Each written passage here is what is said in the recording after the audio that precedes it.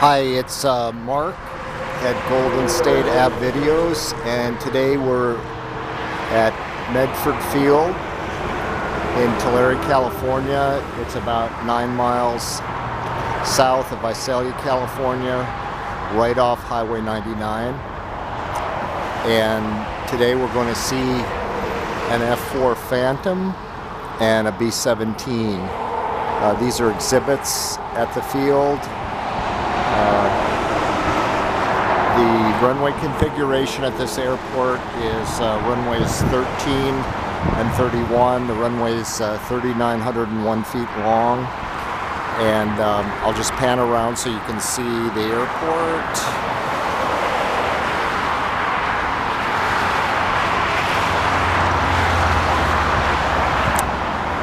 To the east there is the Sierras, kind of shrouded in clouds. It's an uncontrolled airport, and it was one of a series of World War II training airports that go along Highway 99. There's also one in called Sequoia Field, which is east of here, and south east is another one called Porterville. And all these airports are active today: Visalia, Tulare, Sequoia, and Porterville. And right over there you can see the crop dusters.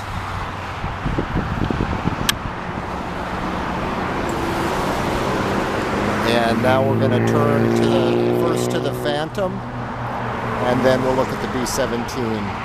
Unfortunately, these are all fenced. You used to be able to just get right up close to them, but apparently for security reasons, they've had to fence them. So there will be a little bit of an obstruction. So let's turn around and look at the Phantom. I don't know. I looked for a history plaque on this.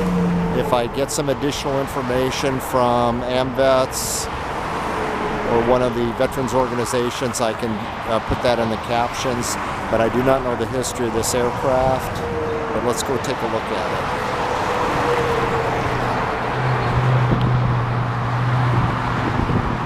it. So it's a Vietnam era aircraft, two-seater, 2 engines.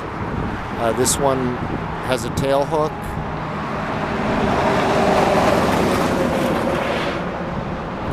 And you can see there's extra wing tanks. I'll zoom in on those.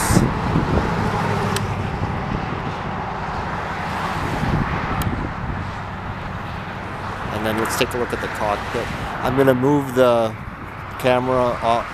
It's going to be on the tripod, but there's going to be a little bit of wobble because I've got to pick it up.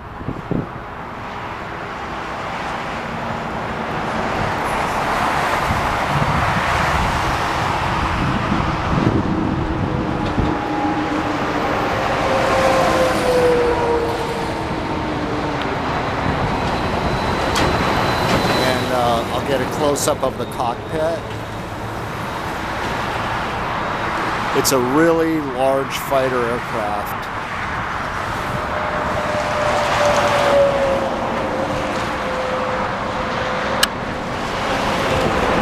Two-seater.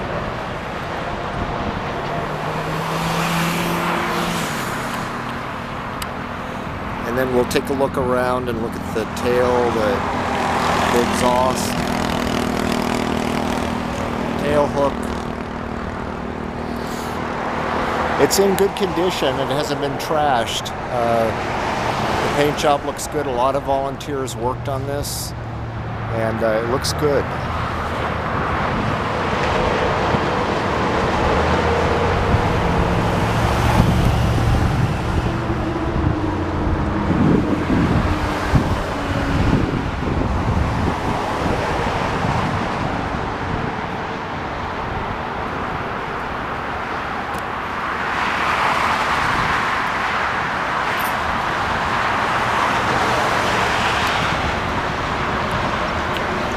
Okay, so you can see one of the 2 engines. You can see the profile of the wing.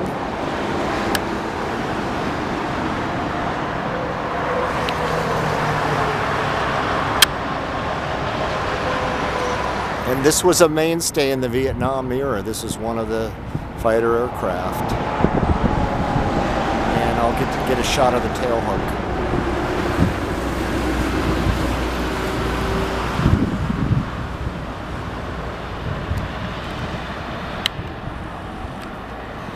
So obviously must have done carrier landings. And then let me come around the other side so you can see the profile of the tail.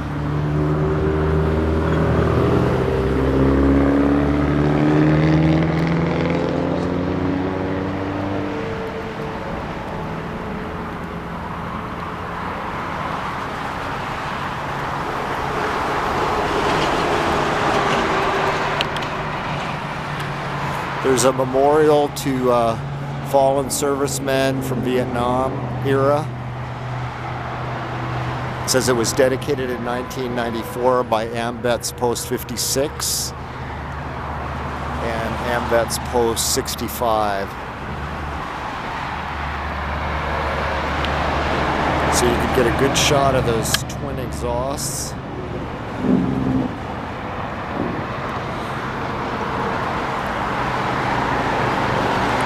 Now let's go around and look on the other side just to get a quick view of the other side.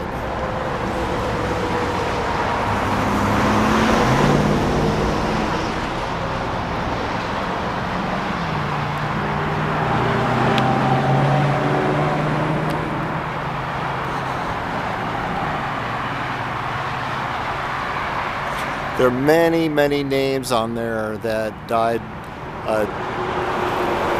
that conflict, and literally hundreds of names. So I can't read them all, but the information is definitely there. It says that 600 volunteer hours were donated to this effort to restore the aircraft and set up the memorial. 600 volunteer hours, $31,000 in volunteer hours, $13,000 donated in material and equipment, and it says the final landing of this aircraft, let's zero in on that.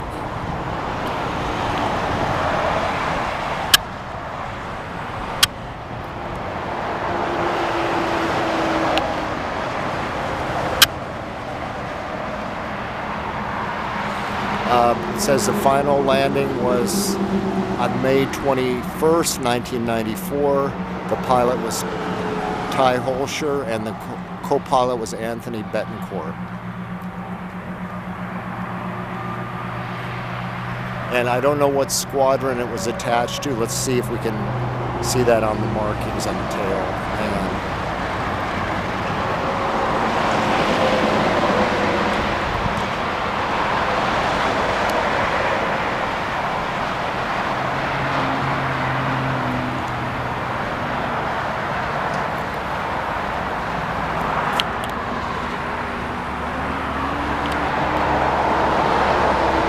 It's hard to read, but it says TJ AF 64 912. Okay, now we're going to turn to the B-17. I've been inside of it. And this one never saw action in World War II. It landed at this field, and that was its last flight. So let me come around and start a view of that.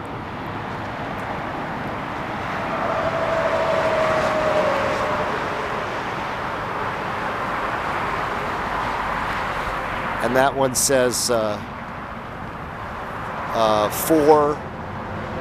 and 485, 738.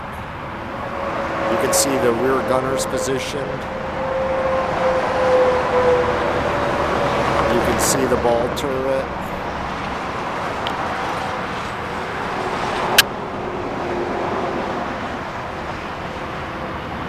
Let me see if I can get a better view.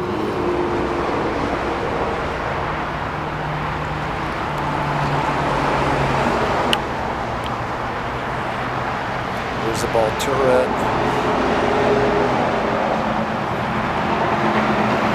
The window above it would have been a machine gun port, and then there's another turret on the top.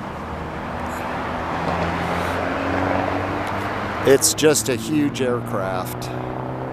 Let me get a view of the tail. You can see the wingspan, quite large. The noise you're hearing is Highway 99, which is adjacent to the airport here.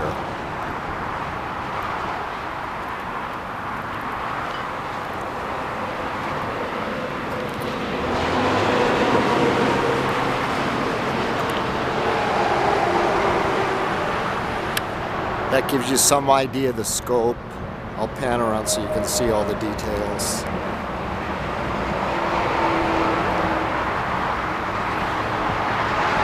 Very warm today. Today's the 29th of June.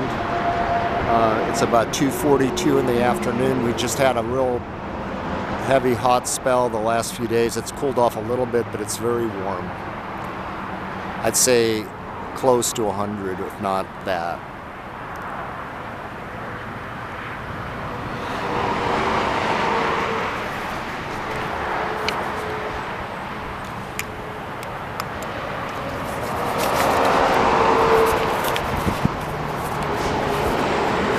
Let me come around for the front view. I'll have to pick up the camera.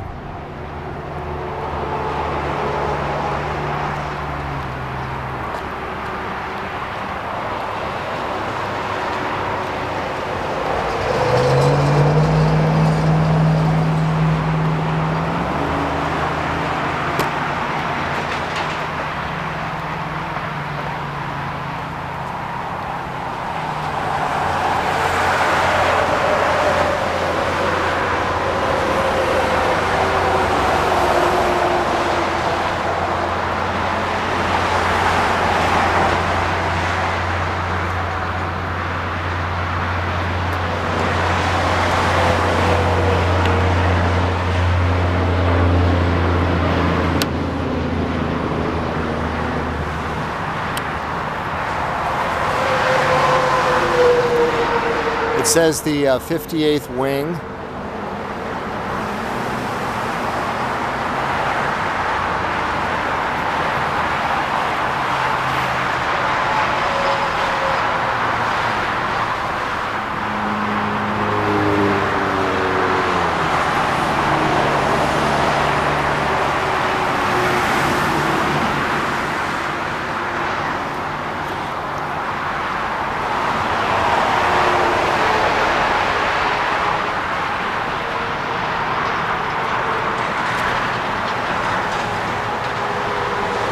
What it says is this B-17 is a gift from the USAF to AMVETS Post number 56 as a memorial to all men and women of Tulare who served their country in World War II.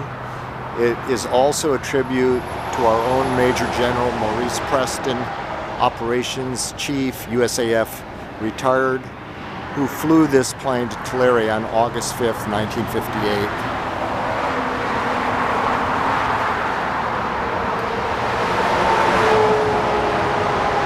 Now, I believe the engines were removed and sold, so they're just kind of dummy setup in there. The props look real. And I know this particular aircraft did not see action in World War II.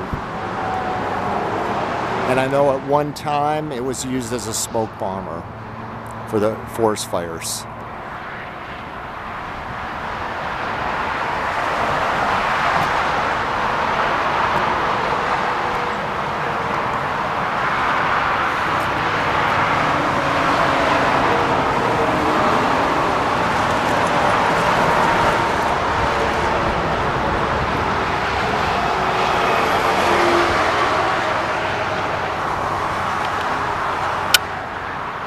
I want to see if I could get a shot of the tires so you can see how huge they are.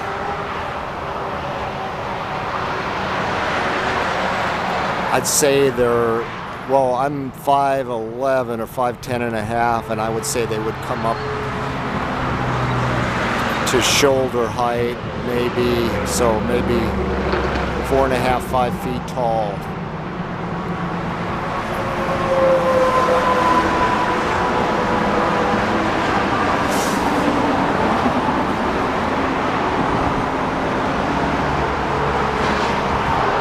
And there's the nose where the bombardier would do his sightings before dropping. You've got a chin turret there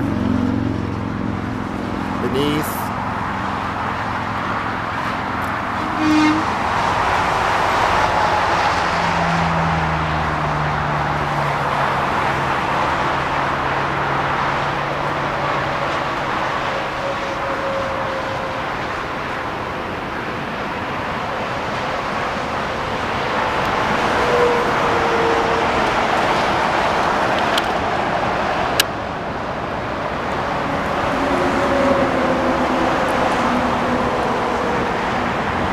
Just get a little bit of a view of the rest of the aircraft. Just huge.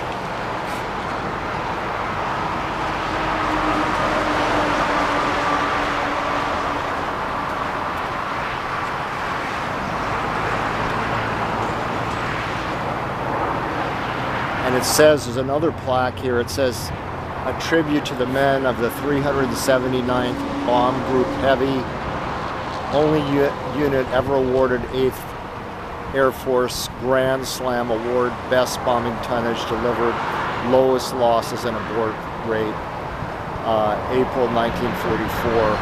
And it says commanders, Colonel Maurice Preston, that's the one who flew the plane into Tulare in 1958. And it gives his dates as service. It looks like November 1942 to October 1944, and then it says Colonel Lewis E. Lyle, October 1944 to May 1945.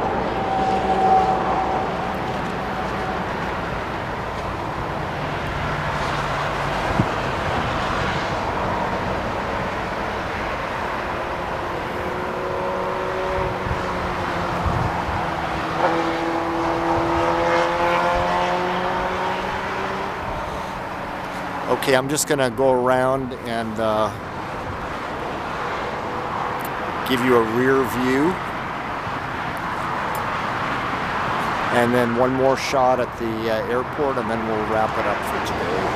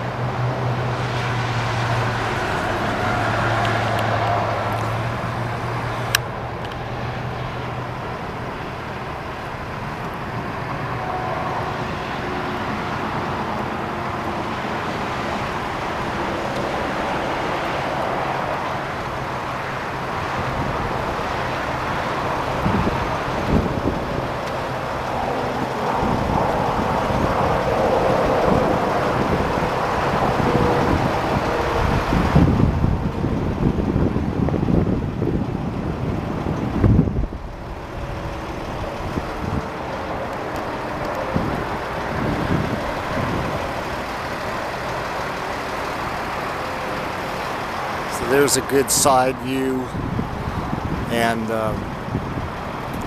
I'll get you the dimensions of the wingspan, but standing here, it's just a gigantic airplane for that era, and impressive.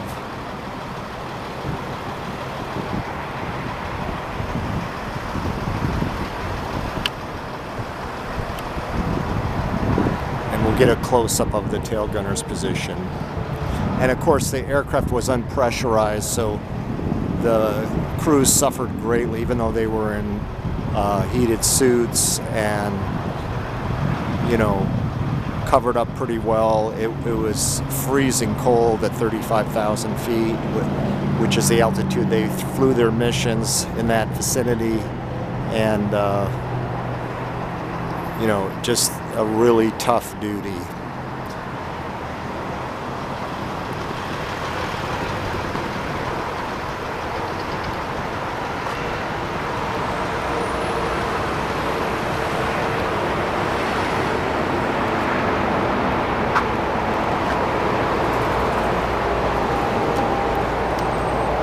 This rear view kind of gives you a scope of the aircraft. Sorry about the bars, but I guess it's just necessary. I should have shot this years ago before they fenced it in.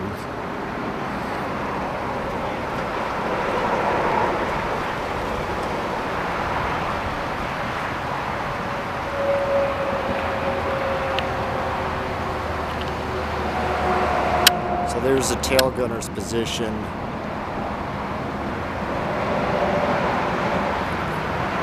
And then one more shot up along the fuselage.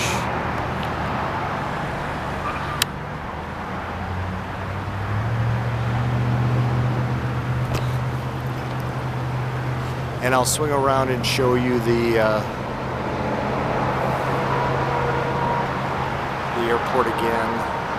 Now this airport looks dead now, but when the International Ag Show is on in February of every year, this place is just full of private aircraft, private jets. People from all over the world come to that show to see what's new in agriculture. And it's just on the other side of that blue building. There's a big grounds, and they have all kinds of exhibits.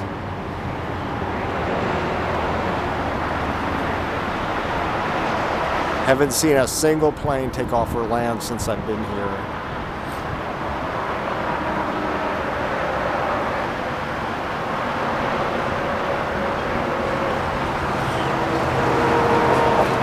And then I'll take a shot of Highway 99 just so you can see the traffic that we're talking about.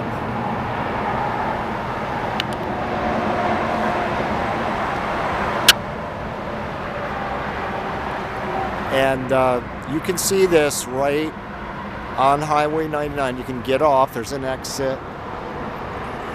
I don't remember the exit number. I can put it on the notes, but you'll see the airport coming up. You'll see a complex of brown buildings. If you're coming south, you'll see a complex of brown buildings on the east side.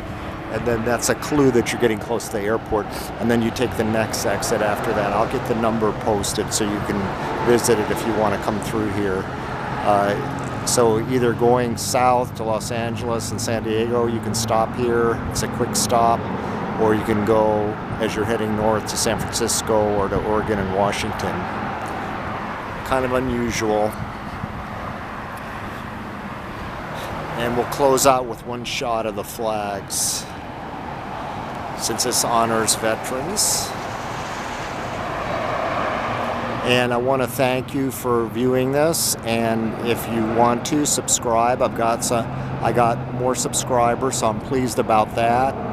And a like even would be good. So whatever you can do, I would appreciate it. I do enjoy doing these for you, but it's nice to get a little bit of feedback.